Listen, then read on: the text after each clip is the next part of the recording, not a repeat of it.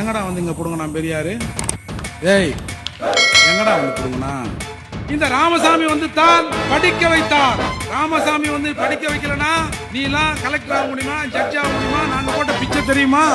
இந்த கல்வி என்பது ராமசாமி நாயக்கர் வந்த பிறகுதான் கொடுத்தது. ஏன்னா அவங்க பெரியார்னுவாங்க. பெரியார் வந்த பிறகுதான் இந்த படிப்பே கொடுக்கப்பட்டது அப்படின்னு சொல்லுவான்.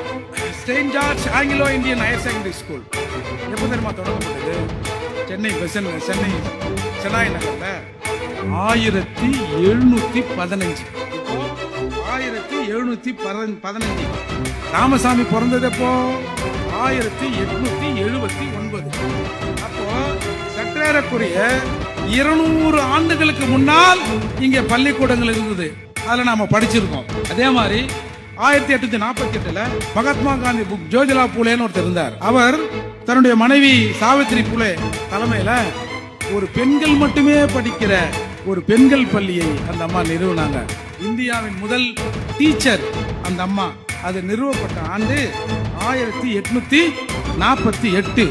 ராமசாமி பிறந்தது 1879. Madras Christian college 1837. Presidency college 1840.